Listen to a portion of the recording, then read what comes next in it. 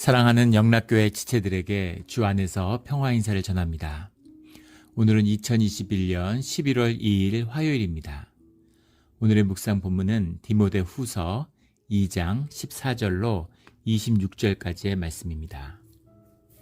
오늘 본문 말씀 2장 14절부터의 말씀은 이렇게 시작합니다. 너는 그들로 이 일을 기억하게 하여 말 다툼을 하지 말라고 하나님 앞에서 엄히 명하라. 이는 유익이 하나도 없고 도리어 듣는 자들을 망하게 함이라. 너는 그들로라고 하는 것은 앞에 나온 말씀을 증거할 수 있는 주님의 신실한 예수 그리스도의 좋은 병사고 신실한 종들을 지칭하는 것이죠. 그들로 이 일을 기억하게 하여 라고 하는 것은 2장 앞에서 말한 8절부터 13절까지의 말씀이겠죠.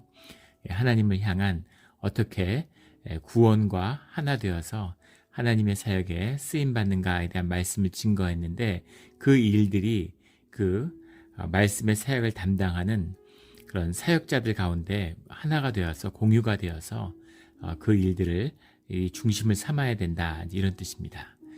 말다툼을 하지 말라고 하나님 앞에서 엄히 명하라 라는 이 말다툼이라는 것은 이제 교리적인 논쟁, 이런 것을 말하는 거죠.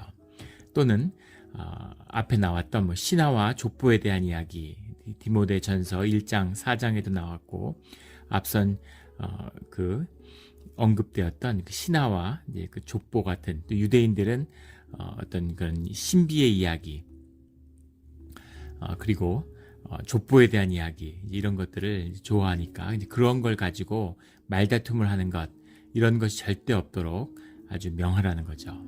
엄히 명하라는 겁니다. 그것은 유익이 하나도 없고 도리어 듣는 자들을 망하게 함이라. 우리 그 족보 얘기하면서 우리 그 족보를 가지고 있는, 족보를 중시하는 유대인과 한국인이죠. 독특하게 유대인하고 한국인은 닮은 게 너무 많습니다. 한국도 이제 그 족보 문화가 있죠.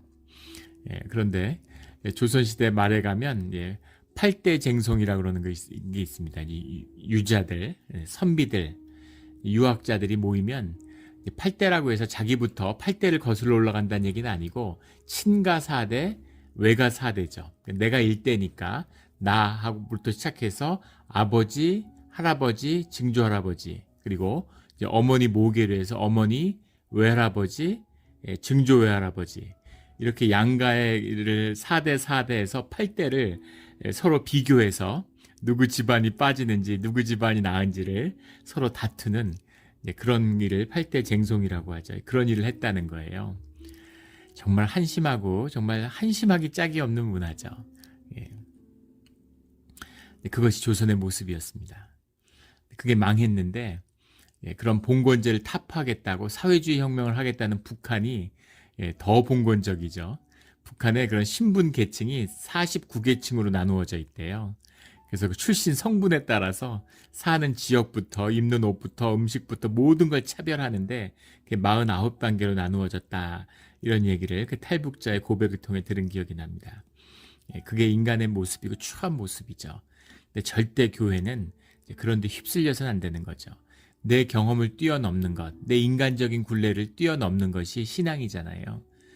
그런데 주님을 믿고 주님의 자녀 됐다고 하면서 세상에 속한 자처럼 무슨 부모가 누구고 집안이 어떻고 학력이 어떻고 이런 걸 따지는 자들, 그런 자들은 주님에 속한 주님의 사람이라고 할 수 없는 것이죠. 그런데 그것이 유익이 없는 것은 물론일 뿐 아니라 그것이 공동체 안에 해악을 끼치고 공동체를 깨는 역할을 한다는 겁니다.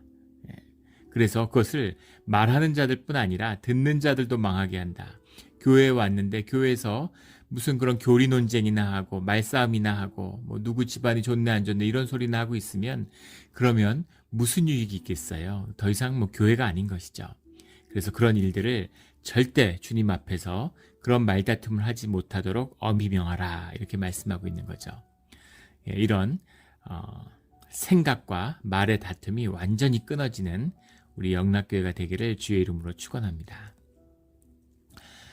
15절에 너는 진리의 말씀을 옳게 분별하여 부끄러울 것이 없는 일꾼으로 옳게 분별하며 라는, 옳게 분별한다 라는 말이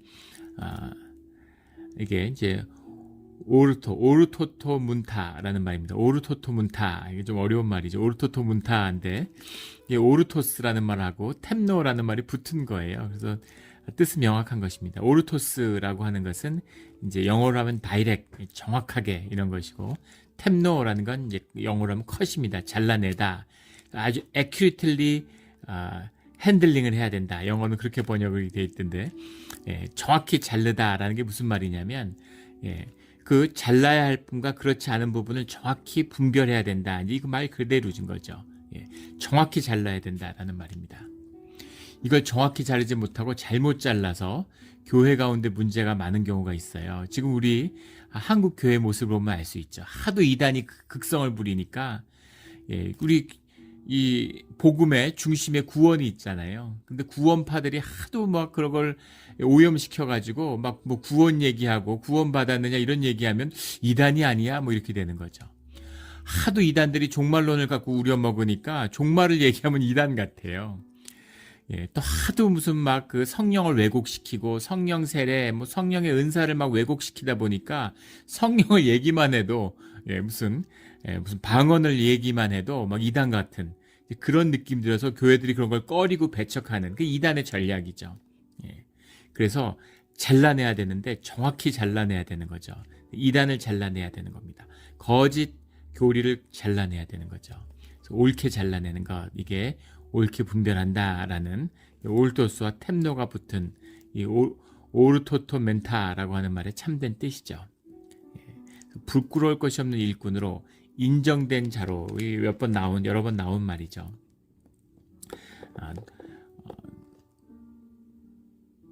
그 데코마이라는 말에서 온 도키몬이라는 말에서 왔는데 이게 이제 뭐 테스트 받는다, 이제 증명됐다 이런 뜻이잖아요. 주님 앞에서 받아들여진 자로 자신을 하나님 앞에 드리기를 힘쓰라. 하나님께 내어드리고 또 내어드리고 내가 주님의 것이고 내 삶이 주님의 것입니다라는 거죠. 그걸 내어드리고 또 내어드려야 되는 거죠. 주님 앞에 드리기를 힘쓰라. 예전에 제가 섬겼던 교회에 담임 목회자로 교회를 이끄셨던 그 목회자가 계셨는데 제가 전도사 때 근데 교회가 굉장히 부흥했어요. 몇십 명 되는 교회가 뭐 몇백 명 되는 이민교회에서 큰 부흥을 이뤄냈습니다. 참 겸손하고 말씀에 열심인 그런 목사님이었는데, 그래서 그렇게 교회가 잘 되는 비밀이 뭘까 궁금하잖아요.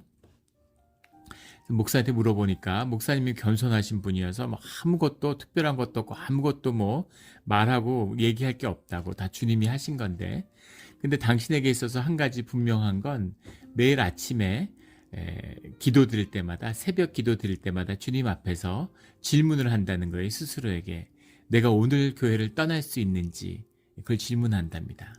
그래서 내가 교회를 떠날 수 있는 마음을 놓지 않으려고 늘 기도한다. 교회에 묶이고 인간관계에 묶이고 뭐 여러 가지 생각하잖아요. 아이들 생각하고 뭐 이런 막 이런 걸 생각하고 그런 식으로 교회와 목회의 원칙이 흐려지지 않도록 내가 주님의 이름으로 목회를 오늘 하고, 또 그것이 주님의 뜻이 세워질 수 없다면 그걸 깨끗이 놓을 수 있는 준비가 돼 있는지 그걸 늘 스스로에게 묻는다, 이런 말씀을 들었던 걸 기억합니다.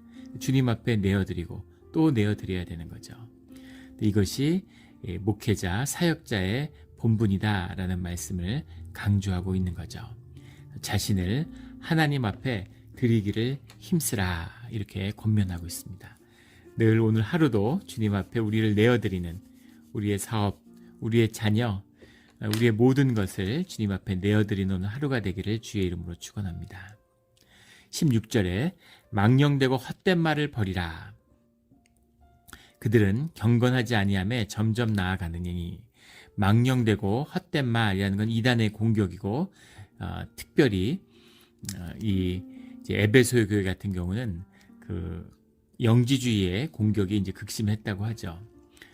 버리라라는 말이 이제 페리이스타소라는 말인데, 페리이스타소라는 말이 이제 영어로 하면 avoid 이런 겁니다. 피하라 이런 말입니다. 버리라라는 건 붙들고 있거나 들고 있었기 때문에 던지는 게 버리는 거죠. 근데 그런 의미가 아니라 피하라는 거예요. 망령되고 헛된 말을 하는 이단이 와가지고 교리 싸움을 걸어오는데, 그거하고 같이 뭐 옳네 그르네 뭐가 맞네 안 맞네 무슨 삼위일체 교리를 부인하는 자들하고 삼일체 교리를 옹호한다고 교리 논쟁을 하고 신학 논쟁을 하고 하는 것은 그런 짓은 절대 하지 말고 피하라는 겁니다. 아무 의미가 없고 말싸움하면 진 거예요. 말싸움에서 논리로 싸워서 상대방을 논리로 제압한들 무슨 의미가 있겠습니까? 그 사람들이 주님께 돌이키겠습니까? 주님을 영접하겠습니까? 아무 의미 없는 것이죠. 싸워봐야 아무 의미 없는 무슨 의미가 있어요. 핵전쟁 같은 거죠. 상대방이 핵탄두 100개 터뜨리는데 나는 1000개 터뜨렸다.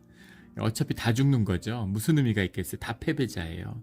마귀의 전략이죠. 싸우면 안 되고 그걸 피하는 것입니다. 똥이 더럽다고 짓밟으면 나만 손해보는 것이죠. 똥을 대하는 가장 좋은 자세는 피하고 도망하는 것입니다. 똥을 피해야 되는 거죠.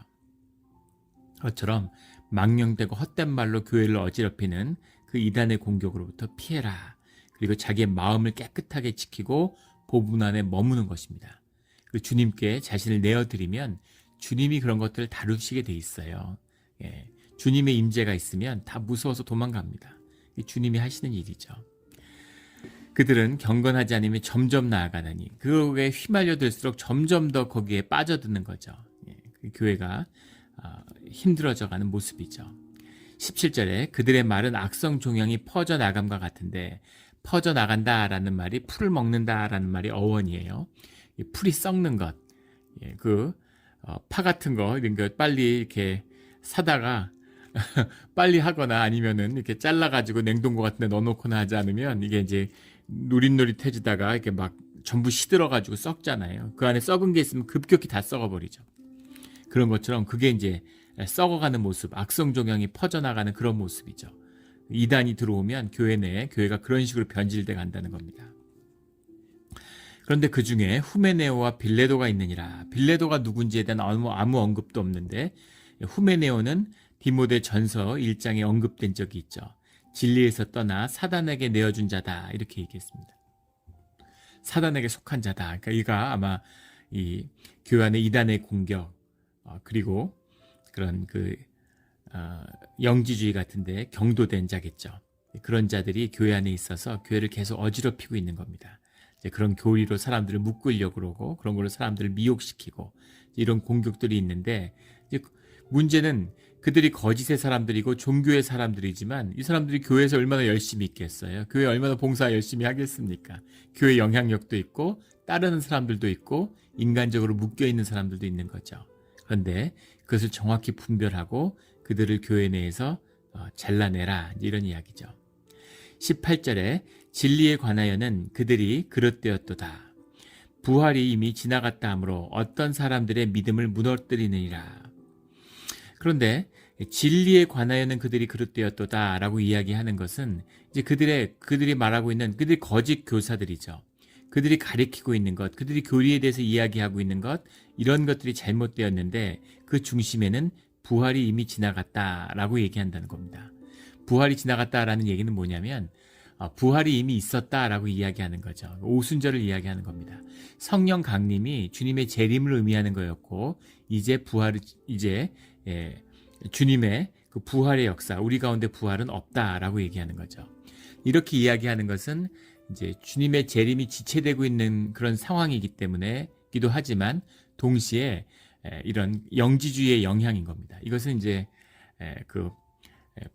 플라톤주의라고 하는 그런 헬레니즘의 깊은 전통이죠. 영과 육을 이원적으로 이해하는 이원론입니다. 영은 선하고 육은 악하고 영은 부활하지만 육은 부활할 수 없다는 것이죠. 그래서 예수님의 육의 부활을 부정하는 거예요. 예수님의 육의 부활을 부정하는 것은 결국 예수님의 그리스도 되심, 메시아 되심을 부인하는 겁니다. 그리고 예수님으로 인한 우리의 구원, 예수님과 하나됨으로 육신 속에 있는 우리가 육으로 부활한다는 것을 부인하는 거죠. 그래서 결국은 메시아를 부인하고 구원을 부인하는 것이 돼요. 영으로 부활했다. 이게 무슨 말입니까? 아무 얘기도 아니죠. 할머니는 돌아가셨는데 내 마음속에는 살아계셔. 이게 똑같은 말이죠. 무슨 의미가 있습니까? 마음속에 살아있든지 죽었든지 육신이 부활을 해야 진짜 부활이지 영이 부활했다. 영이 부활했다는 게 무슨 말이에요? 그리고 영이라고 하는 것이 이제 영육 간의 이원론으로 보기 때문에 이런 얘기를 하는 거지만 이것도 무식한 얘기죠. 영육이 하나라는 것이 진리입니다. 영이 어디 있나요? 영이 어디 하늘에 뭐 공중에 떠돌아다니나요? 영이 육이고 육이 영이죠. 우리가 그 속성을 구분해서 이야기하기 위해서 영과 육을 대비시키는 거지, 영육은 하나죠. 예. 뇌가 나는 아니지만 뇌 없는 나는 없어요. 예, 뇌가 없는데 뇌가 어디 있습니까? 물론 심장도 있고 오장육부가 다 있어야 되는 것이지만 척추도 있고 물론 그래야 되는 거죠. 예, 뇌가 우리의 전부는 아니지만 뇌를 통하지 않는 사고는 없다는 겁니다. 무슨 말이냐면 모든 존재, 모든 영은 그 존재의 기반을 가지는 거죠. 그래서 존재의 기반이 없이 존재의 기반이 없는 영적 실체라는 걸 가정한다는 것, 그게 거짓이라는 거예요. 예, 근데 사변적으로는 뭐 얼마든지 그것이 말이 되고 설득력이 있고 논리적인 정합성을 가질 수 있겠죠. 근데 그것이 실제에서, 실체적으로는 거짓이라는 겁니다. 거짓 위에 털을 쌓으면 그건 결국 허무한 것이죠. 그게 무슨 의미가 있겠어요? 물론 이원론이라는 것이 가지는 유익이 있죠. 이원론이 논리를 발달시키고 이성적인 사고를 발달시킵니다. 왜냐하면 실체가 두 개고 회할 수 없는 실체가 있으니까 그것에 대한 관계, 물질은 물질로서 그것도 정밀한 그런 논리적인 전개를 가질 수 있죠. 하지만 그것은 이제 하나의 과정의 수단적인 의미지 그것이 우리의 존재의 실제가 아니라는 겁니다. 그런 의미에서 거짓이라는 거죠. 뭐 그 논리가 턱없다든가 그런 무슨 정합성이 없다 이런 의미가 아니라는 거죠. 그런데 실제가 아닌 그런 가르침을 전하는 것, 결국 그 거짓이 이제 마귀의 통치, 마귀의 역사를 불러들이는 그런 구멍이 된다는 거죠. 그렇게 교회가 허물어지게 된다는 겁니다. 어떤 사람들의 믿음을 무너뜨리느니라. 결국은 성도의 믿음을 약화시키고 무너뜨리는 역할을 하게 되는 것이다 라는 겁니다. 19절에 그러나 하나님의 견고한 터는 섰으니, 하나님의 견고한 터는 이제 이 교회죠. 에베소 교회, 우리의 교회입니다. 주님의 몸된 교회, 그 견고한 터가 십자가를 통해서 이미 서 있는 것이죠.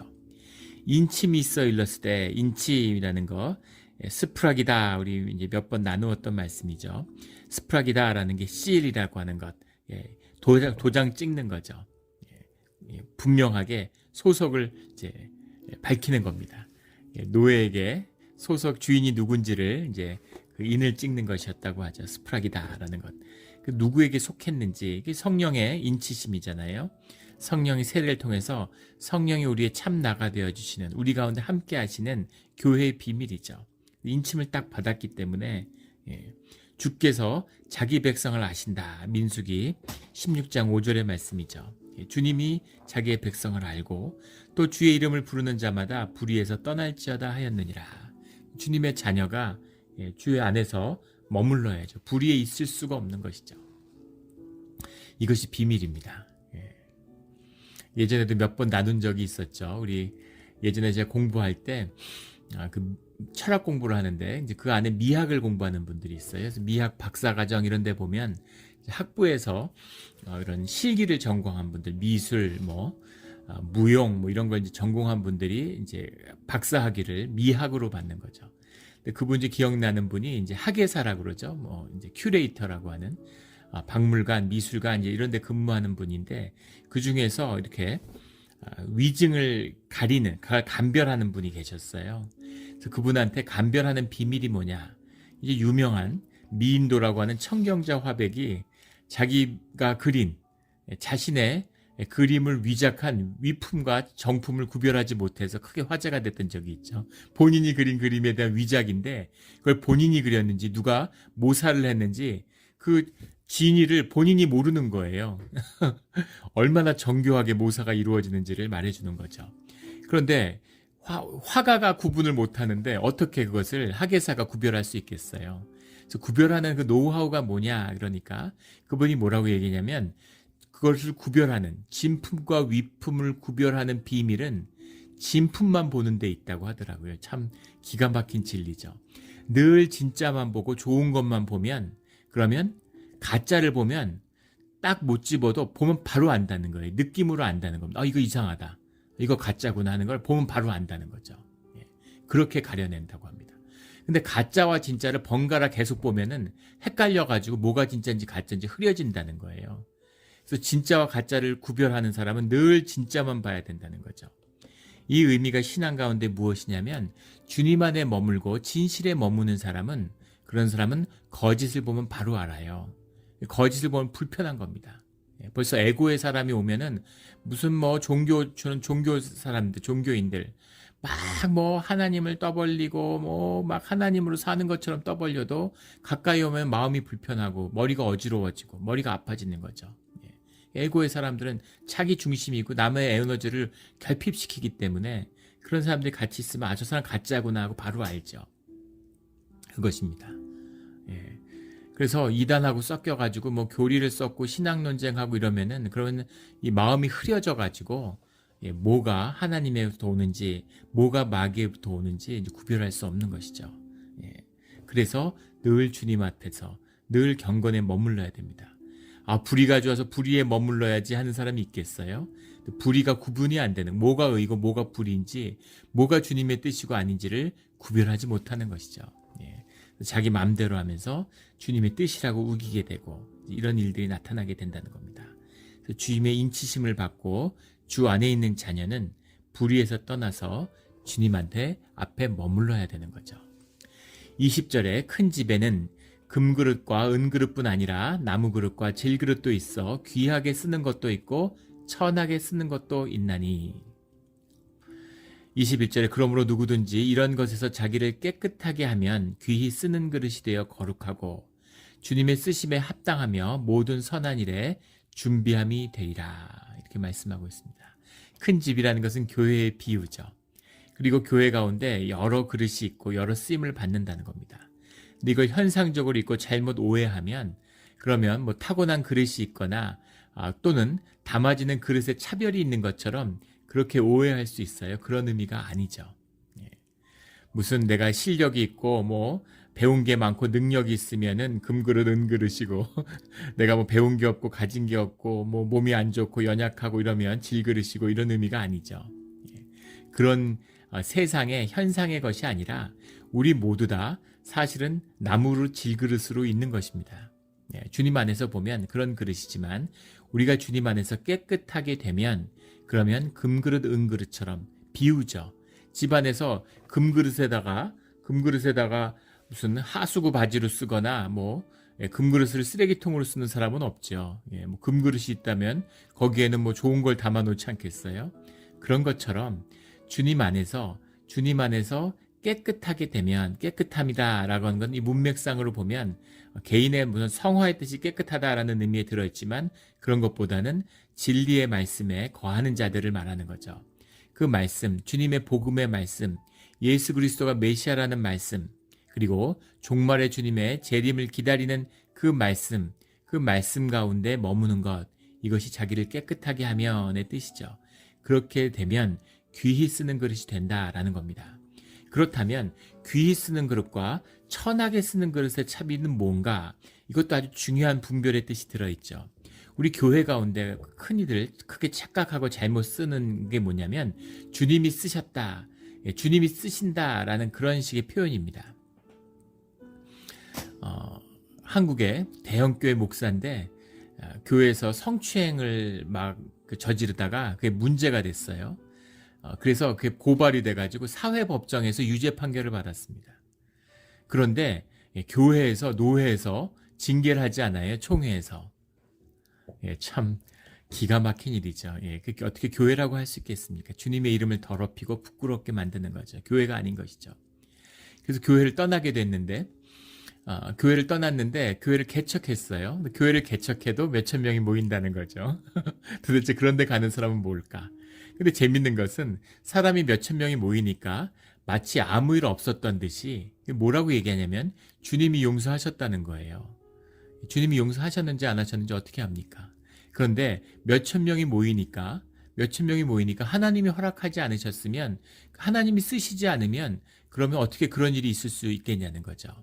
근데 우리가 잊지 말아야 할 것은 주님이 쓰셨다고 하는 의미가 주님이 용서하셨다는 의미가 아닙니다. 주님은 마귀도 쓰세요. 마귀를 쓰시기 때문에 마귀를 용납하고 마귀와 하나 되는 게 아니죠. 마귀는 마귀의 쓰임새가 있을 뿐인 것이죠.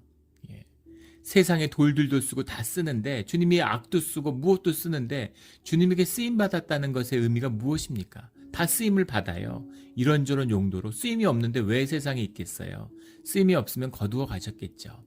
그런데 쓰임을 받았다는 것이 중요한 것이 아니라 어떤 쓰임을 받고 그 쓰임의 열매가 우리에게 어떤 것인가라는 것이 중요한 것이죠. 쓰임을 받고 버려지면 무슨 의미가 있습니까? 마귀처럼 쓰임을 받고 무적행에 가두어지면 무슨 의미가 있어요? 예. 우리가 쓰임을 받아서 그게 우리에게 유익이 되고 우리의 삶이 자라나고 우리가 성화가 되고 주님에게 합하는 자가 되는 것, 그게 귀한 것이죠. 예. 그래서 그 삶과 주님의 인도하시는 길과 주님과 하나됨이 중요한 것이지 주님이 쓰고 안 쓰고가 초점이 아니라는 겁니다. 그래서 귀하게 쓰는 것도 있고 천하게 쓰는 것도 있죠. 마귀들은 천하게 쓰임을 받잖아요. 예. 귀하게 쓰임을 받는 그런 자가 되어야 되는 거죠. 그래서 거룩하고 주인의 쓰심에 합당하며 모든 선한 일에 준비된 선한 일에 준비된 자가 돼야지 악한 일에 준비된 자가 되면 안 되죠. 22절에 늘 주님 안에서 귀하게 쓰임받는 금과 은과 같은 그릇이 되어가는, 우리가 질그릇이지만 귀하게 쓰임받아서 주님을 담기에 귀한 그릇으로 되어가는 우리의 신앙이 되기를 주의 이름으로 축원합니다. 22절에 또한 너는 청년의 정욕을 피하고 주를 깨끗한 마음으로 부르는 자들과 함께 의와 믿음과 사랑과 화평을 따르라. 주의 이름을 부르는 자들 예배의 자리죠. 그래서 주의 청년의 정욕을 버리고 깨끗한 마음으로 예배를 세우고 공동체를 세우라는 겁니다. 그것이 이 이단의 공격을 끊고 거짓 교사를 끊고 진짜 교회가 되는 길이라는 거죠. 교회가 세워지면 그걸 회방하는 게 마귀의 일이잖아요. 마귀들이 종교의 탈을 쓰고 모이게 돼 있습니다. 그 안에서 예배를 회복하고 깨끗한 공동체의 중심을 회복하는 것, 이것이 목회의 중심이다라는 겁니다. 청년의 정욕을 피해라 라는 건, 청년의 정욕이란 게 뭘까요? 우리의 모든 육신의 정욕을 말하는 거죠. 그 화장품 모델의 평균 연령이 21세랍니다. 우리 인간의 피부가 가장 좋을 때가 21세라 그러죠. 육이 가장 왕성하고 그 꽃을 피우는 게 21세래요. 그래서 화장품이 전혀 필요 없는 나이인데 그 사람들을 데려다가 화장품 광고 모델로 쓰는 거죠. 마치 화장해서 그렇게 된 것처럼. 단순히 외모뿐 아니라 우리의 욕심, 탐욕, 육이 왕성하니까 육의 정욕이 왕성한 것, 이것이 청년의 정욕이죠. 청년이 정욕대로 사는 건 나쁜 것인가? 아닙니다. 청년이 정욕대로 살아야지. 육성이 왕성하니까, 육욕이 넘치니까 육욕대로 한번 살아볼 수 있는 거죠. 문제는 40, 50, 60이 돼서 70이 됐는데 정욕으로 사는 것에 있는 겁니다. 이거 추한 것이죠. 그 외신 같은 데 보면 가끔 무슨 70대 할머니인데 막 비키니 입고 피트니스 클럽에서 막 이거 해가지고 무슨 30, 40대의 무슨 그런 몸을 가지고 있다 이런 게 나와요. 하나도 아름답지 않고 보면 안쓰럽죠. 왜 저러나 이런 생각이 듭니다. 전혀 아름답지 않아요. 60은 60의 매력이 있고 70은 70의 매력이 있죠. 인생을 살아고 진실도 살았기 때문에, 삶이 자랐기 때문에, 인격이 성숙해졌기 때문에 거기서 피어나는 영육간의 아름다움이 있어요. 그런 아름다움을 가져야죠. 그레이백이라고 그러죠. 오랑우탄들 보면 그 뒤가 등이 하얗잖아요. 새 가지고. 그게 존경의 상징이고 권위의 상징이죠. 그레이백이라고 하는 그 무리의 지도자들의 그 등이 하얀색, 그게 권위를 상징하는 거죠. 사람도 마찬가지잖아요. 머리가 허해지면 멋있잖아요. 물론 머리가 샜다고 다 멋있는 건 아니죠. 그 인격과 성품이 어우러져서 그 하얀 머리가 아주 멋있게 된, 60이 넘은 한 장로님이 계셨는데 머리가 이제 거의 하얘지신 거죠. 그러니까 주변에 젊은 집사님들이 장로님은 염색 안 하시냐고. 그러니까 장로님이 내가 이 머리 만들려고 이렇게 오랜 세월이 걸렸는데 이걸 어떻게 만든 머리인데 이걸 염색하냐고 그렇게 웃으면서 얘기하시는 걸 들은 기억이 나요. 그런 거죠. 멋이 있어야죠. 삶이 품이 있고 그 나이에 걸맞는 그런 게 돼야 되는 겁니다.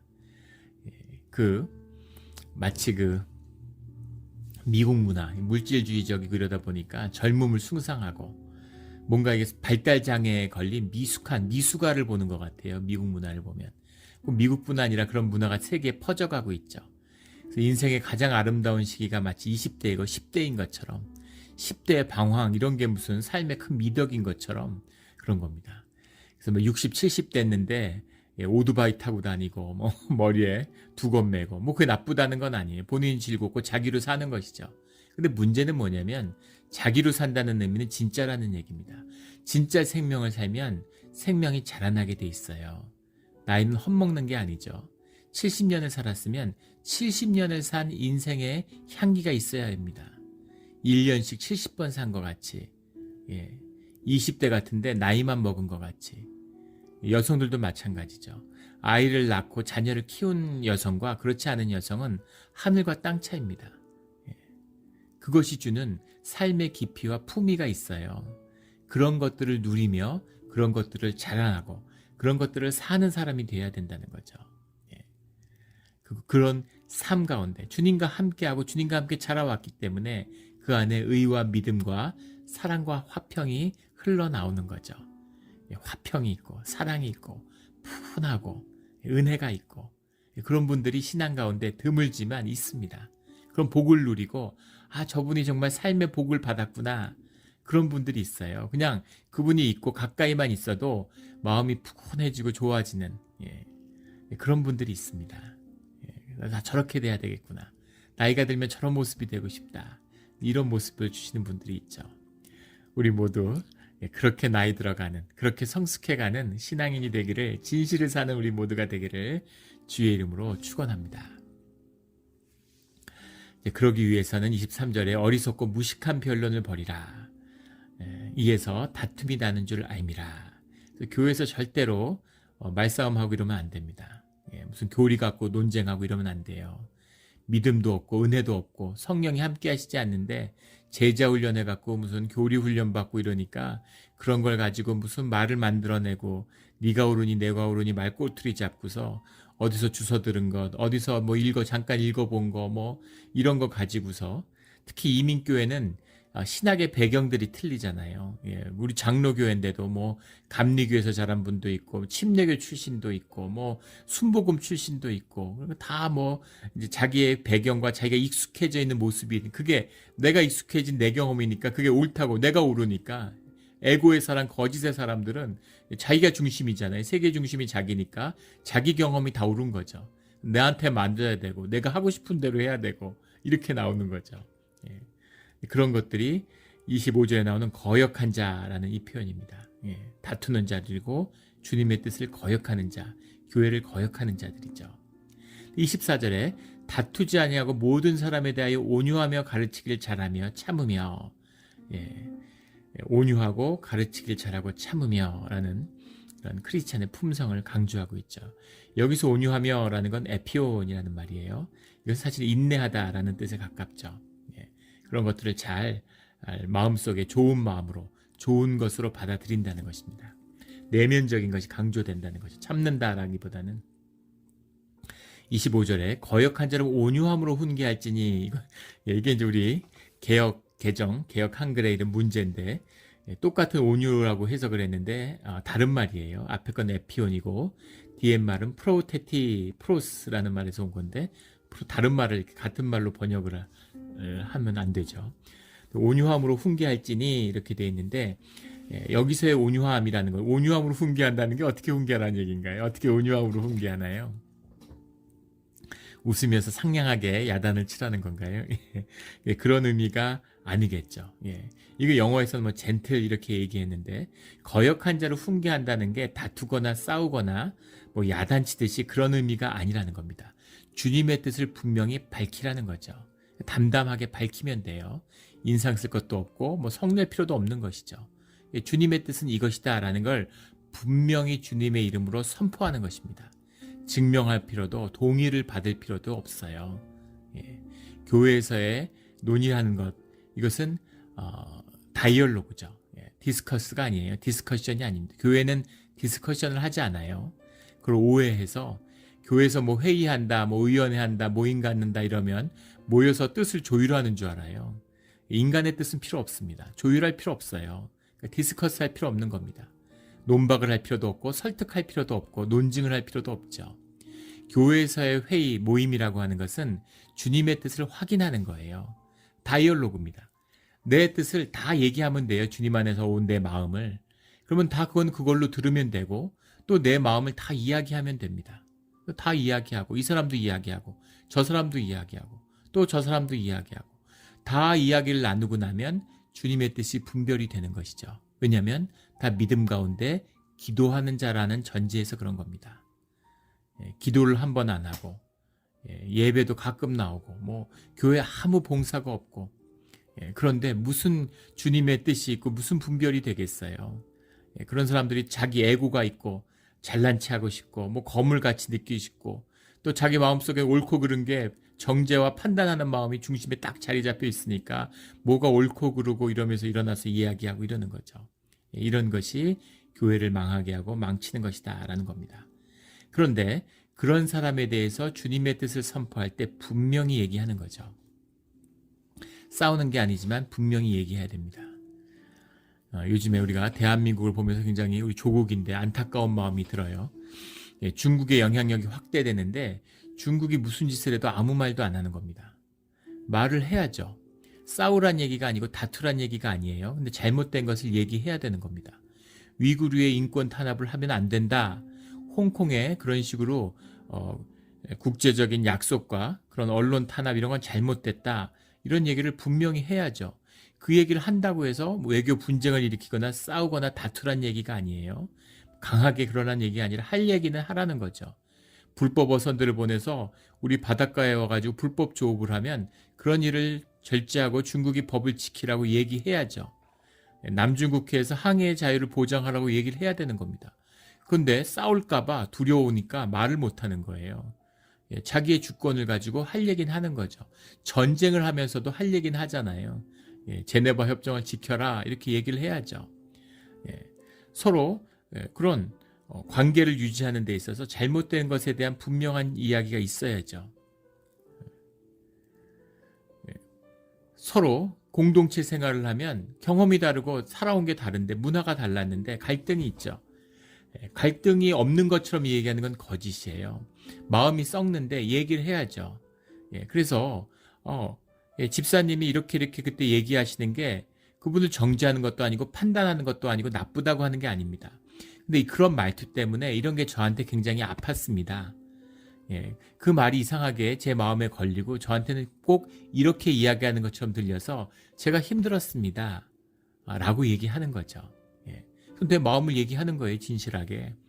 제 마음에는 앞으로 그런 표현은 안 했으면, 하지 않았으면 저한테는 그러면 제가 좋겠다. 이렇게 얘기하는 거죠.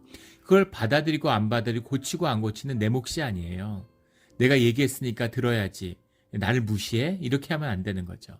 그것은 주님이 하시는 겁니다.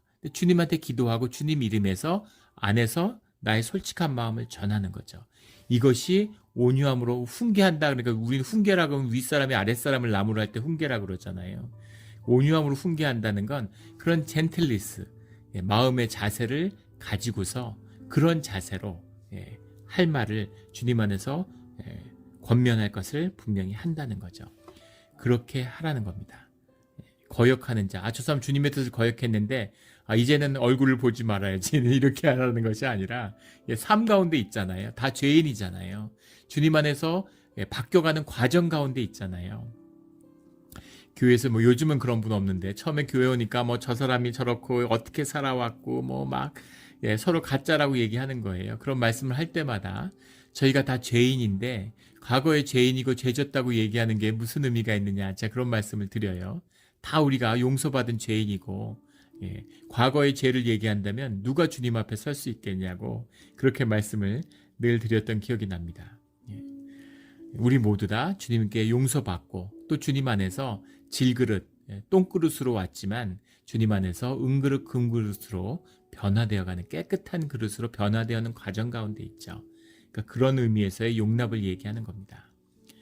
혹 하나님이 그들을 회개함을 주사 진리를 알게 하실까 하며, 그들에게 회개함이라는 건 주님 앞에 가서 내가 그냥 반성하고 이런 게 아니죠. 삶의 돌이킴입니다. 그 돌이킴을 할 수 있는 것은 주님이시죠. 그래서 회개도 주님이 우리를 통해 이루시는 거예요. 주님에게 속한 것이죠. 내가 회개할까 말까, 그렇게 하는 건 회개가 아닙니다. 주님의 이름을 욕되게 하는 것이죠. 그들에게 회개함을 주사 진리를 알게 하실까 하며 26절에 그들로 깨어난다는 건 영적인 생명이 회복되는 것을 의미하는 거죠. 회개의 선물입니다. 마귀의 올무에서 벗어나 하나님께 사로잡힌 바 되어 그 뜻을 따르게 하실까 함이라. 그런 구원의 가능성을 열고 주님이 어떻게 인도하실지, 지금은 저러던 사람이 나중에 주님에게 선교로 헌신하는 자가 될지 누가 알겠습니까? 주님께 모든 것을 맡기고 우리가 오늘 주님이 주신 마음으로 진실되게 주님의 일을 하는 것이죠. 오늘 하루도 주님의 일을 이루는, 주님의 삶을 진실하게 사는 복된 하루가 되기를 예수 그리스도 이름으로 축원합니다. 아멘. 같이 기도드리겠습니다. 주님, 주님이 오늘 귀한 말씀 주신 것 감사합니다. 우리 공동체를 살아가면서 한 교회가 되어서 여러 가지 갈등과 어려움 속에 주님의 길을 가고 있습니다.